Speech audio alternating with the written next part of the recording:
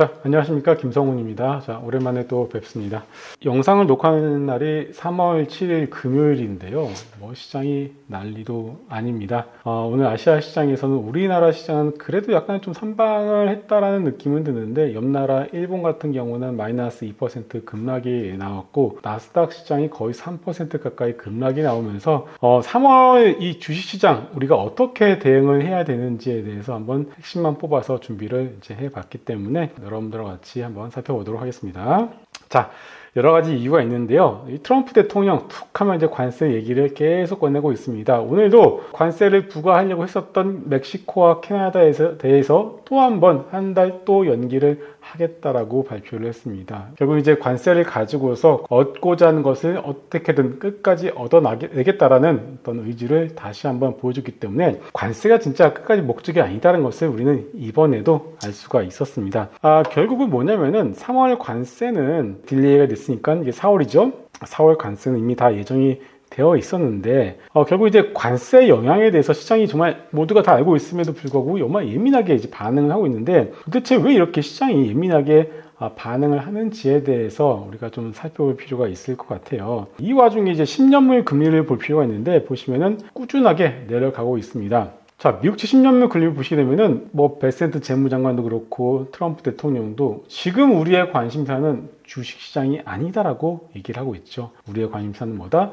미국제 10년물 금리를 끌어내리는 게 중요하다라고 얘기를 하고 있습니다. 자, 이게 왜 중요하냐면요. 집을 사더라도 대출을 끼고 사고, 자동차를 사더라도 대출을 끼고 사죠. 이 금리가 높으면 높을수록 미국 국민들이 부담을 해야 될 이자가 워낙에 높지 않겠습니까? 이 이자가 높아지면 높아질수록 대출 이자 내고 나면은 경제가 제대로 돌아갈 수가 없습니다. 이걸 알고 있기 때문에 어떻게 해서든지 이거를 끌어내리는 것이 주식시장을 살리는 것보다 는 급선무다라는 것을 오늘 새벽 트럼프 대통령이 다시 한번 강조를 또 했습니다. 자, 그리고 또 하나, 좀 최근에 이제 경기 침체에 대한 얘기가 또 있어요. 스태그플레이션이다라는 얘기 있고, 저 역시도 이거 진짜 스태그플레이션 아닌가라는 걱정을 했었는데, 다시 한번 생각을 해보니까, 얼마 전에 일본의 이시바 총리가 미국까지 가서 1조 달러를 투자를 하겠다고 발표를 했고요. 대만에서도 1천억 달러, 그리고 아시겠습니다만 스타게이트를 통해서도 엄청난 규모의 돈을 투자를 하고, 애플도 투자를 하고, 아마존도 투자를 하고, 그리고 빅테크들 전부 다 투자를 하고 있습니다. 이렇게 많은 돈들이 미국에 투자가 되고 있는데 미국의 경기 침체에 들어갈 가능성이 과연 얼마나 되겠습니까? 그렇기 때문에 지금 시장이 빠지는 이유는 단지 경기 침체에 대한 우려감 때문은 아니다라고 봐야 될 것 같아요. 그래서 일시적인 어떤 경기 둔화 정도로 여러분들이 이해를 하시는 게 맞을 것 같습니다. 자, 그리고 또 하나가 결국 이제 미국 채권을 끌어내는 이유 중에 하나가 앞서 제가 미국 국민들이 부담을 해야 되는 어떤 이자에 대한 부담을 낮춰주기 위해서가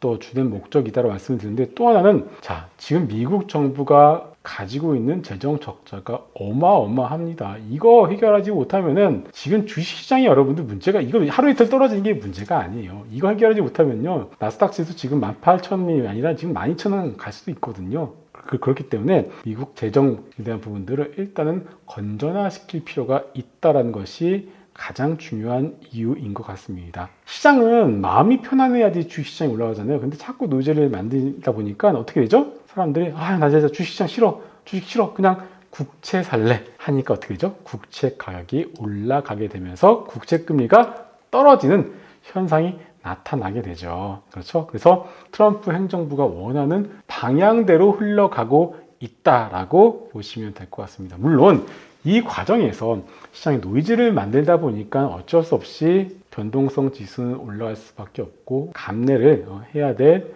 부분인 것 같습니다. 그래서 지금의 어떤 시장의 조정은 저는 그렇게 크게 걱정을 하지는 않아요. 진짜 여러분들 걱정을 해야 된다라면은 유럽이 신고가를 찍으면 안 되죠. 홍콩도 신고가를 찍으면 안 되죠. 진짜 미국의 시스템 리스크가 있다라면은 유럽도 밀려야 되고요, 홍콩도 밀려야 되고요. 그런데 그게 아니죠. 결국은 미국 내에서 자체적으로 재정에 대한 문제를 해결하기 위한 그런 과정에서 나오는 일시적인 노이즈, 경기 둔화에 대한 우려감이 과하게 올라가 있었던 나스닥 시장의 밸류에이션을 조금 조정하는 과정이다라는 정도로만 여러분들이 해석하시면 될 것 같아요.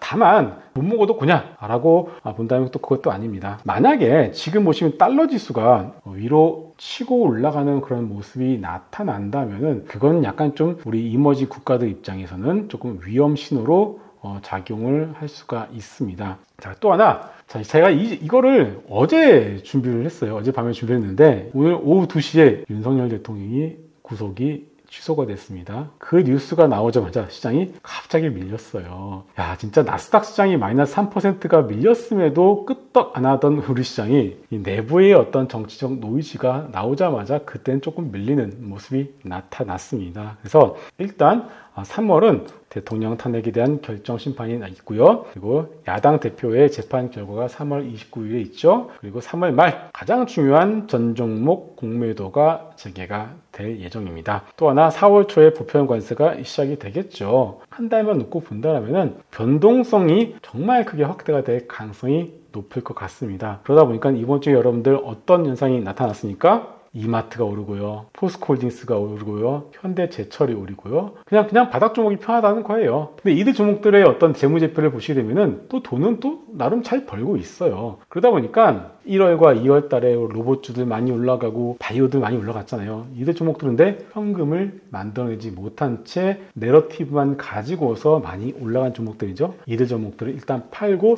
바닥에 있는 대형주들을 일단 사자. 이게 훨씬 더 이 변동성이 커지는 구간에서는 잘 버틸 수 있겠구나라고 시장이 판단을 한 것 같습니다. 결국은 뭐다? 현금 창출 능력이 약한 중소형주가 변동성이 커지는 구간에서는 조금 약할 수밖에 없다. 3월 한 달 같은 경우에는 저PBR, 저퍼 종목을 중심으로 해서 좀 가지고 계시는 것이 그나마 조금 더 편안하다라고 말씀을 드릴 수 있을 것 같습니다. 자, 또 하나 트럼프가 분명히 주식시장을 잘 살려줄 것이다라고 기대를 하는 그런 시각도 있습니다. 근데 오늘 새벽 같은 경우는 일단 그 시각 자체가 조금 이제 무너뜨려졌을 텐데 그래도 적어도 트럼프 대통령이 당선 이전의 가격으로는 돌아가기는 안 만들 것 같습니다. 그래서 그 기준이 될 종목은 바로 트럼프의 오른팔인 일론 머스크가 수장으로 있는 테슬라 주가인 것 같습니다. 그래서 테슬라 주가가 만약에 여기서 또 밀고 내려가서 그만 추세를 가지고서 끝까지 내려간다면 그건 진짜 여러분들이 위험 신호로 보실 필요는 있겠습니다. 근데 어느 정도 테슬라 주가가 방어가 되면서 조금 반등이 조금 나온다라면은 그냥 시장을 아예 무너뜨릴 의지는 없겠구나라고 이해를 하시면 될 것 같아요. 그래서 테슬라 하나가 다 여러분들 좀 유의 깊게 보시면 될 것 같고요. 또 하나 제가 항상 강조를 드리고 있습니다. 비트코인은 결국은 디지털 S&P다. 테슬라를 비롯해서 엔비디아 이런 종목들이 바닥을 잡고서 돌아선다라면 비트코인도 바닥을 잡고 돌아설 가능성이 높다 이렇게 보고 있어요. 그래서 결론은 지금 일단 미국 시장은 주도주의 역할을 내줬습니다. 독일에 내줬고요. 홍콩, 항생에 내어줬습니다. 그런 상황에서 독일과 중국의 강세를 본다면 지금 전체적인 안전자산을 다 팔고 도망가자 시장은 아니다. 강조를 드리겠고요. 다만 미국 시장이 흔들리면은 넘나라 일본도 흔들리고 우리도 약간 좀 심리적으로 좀 불안하죠. 어느 정도 영향을 줄 수밖에 없고 또 하나 이제 3월은 우리나라만의 여러 이벤트들이 있기 때문에 변동성이 커질 수밖에 없다. 그래서 내 종목이 이런 커지는 변동성에서 얼마나 견딜 수 있는지에 대해서 스스로 한번 물어보실 필요가 있을 것 같습니다. 제가 드리는 대안은 돈을 잘 못 버는데 주가만 올라가 있는 그런 중소형주보다는 모두가 다 아는 그런 대형주들 대신에 성장성은 없죠. 내 돈은 따박따박 잘 버는 그런 종목들 대형주 위주로 해서 한번 포트폴리오를 꾸려보시면 나쁘지 않을 것 같습니다.